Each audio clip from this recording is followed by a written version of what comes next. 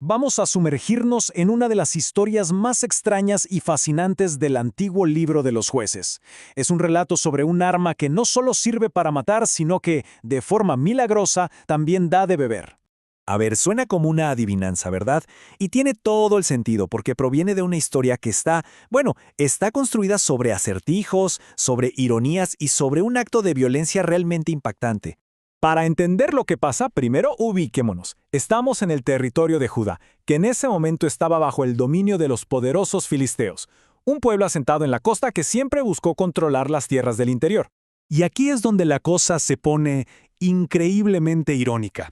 Imaginen esto, 3,000 hombres del propio pueblo de Sansón, la misma gente a la que se supone que él debe salvar, deciden que es mejor idea atarlo y entregarlo al enemigo para mantener una paz muy, muy frágil. Pero, justo cuando los filisteos están gritando, celebrando su triunfo, sucede algo completamente extraordinario. Y fíjense en esto, porque es clave.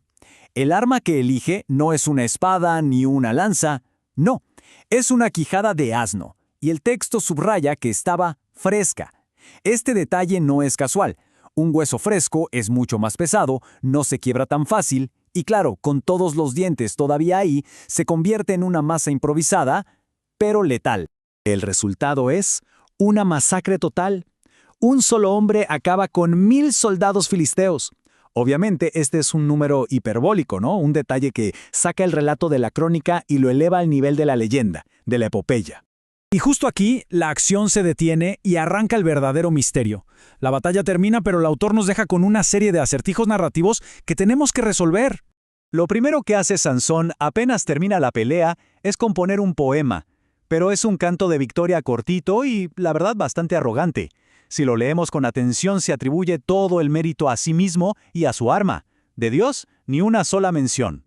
Y no se queda ahí. Justo después, arroja la quijada y le pone nombre al campo de batalla, Ramat Lehi, que vendría a significar algo como la colina de la quijada. Con este gesto, está básicamente inmortalizando su propio logro en el paisaje. Pero ojo, inmediatamente después de todo este despliegue de orgullo, el gran héroe se desploma. ¿La razón?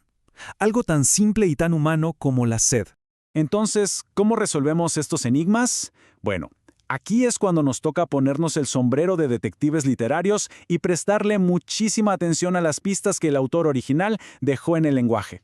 Y aquí está la gran clave de todo el asunto. La palabra hebrea lehi significa quijada. El autor, que es un verdadero genio, usa esta misma palabra para nombrar dos cosas a la vez, el lugar donde ocurre la batalla y el arma que usa Sansón. Esto, por supuesto, no es ninguna coincidencia, es un juego de palabras súper sofisticado. En resumen, Sansón lucha en quijada con una quijada. Esta tensión se ve perfectamente en los dos nombres que recibe el lugar. Por un lado, Sansón lo llama Ramat Lehi, la colina de la quijada, para celebrar su propia fuerza.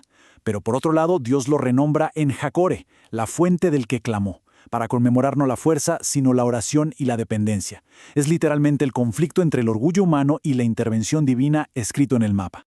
Ahora, vayamos al giro más dramático de la narración, porque es aquí donde vemos cómo se construye de verdad el personaje de Sansón. Es increíble cómo en el lapso de un solo versículo, en apenas unas pocas líneas, Sansón se transforma. Pasa de ser un guerrero autosuficiente y arrogante a un hombre indefenso y desesperado. Esto es lo que lo define como un antihéroe clásico, un personaje complejo y lleno de defectos. Y esto nos lleva a la pregunta del millón, la cuestión interpretativa que ha tenido a los expertos dándole vueltas al asunto durante siglos. A ver, hay dos teorías principales, y todo depende de cómo se traduce una palabra hebrea clave. La primera, basada en traducciones antiguas como la Vulgata latina, sugiere que Dios partió un diente en la propia quijada, y de ahí brotó el agua.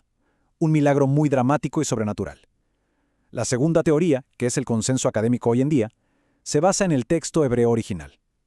Esta sostiene que Dios no partió la quijada, sino una cuenca o un hueco en el suelo en ese lugar llamado Lehi.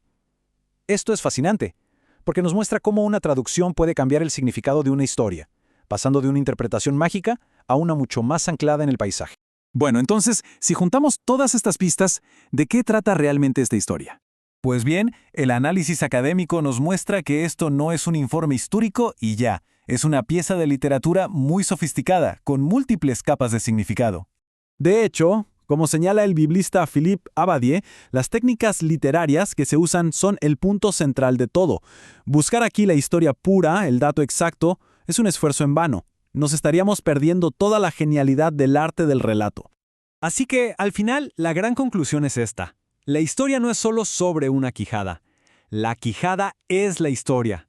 El autor usó este ingenioso juego de palabras de Lehi como el cimiento para construir un relato increíble sobre el choque entre el ego humano y la salvación divina.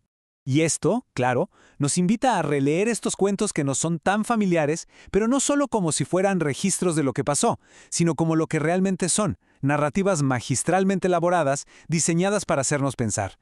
La historia de Sansón nos enseña que a veces las respuestas no están en la superficie, sino ocultas en el propio lenguaje.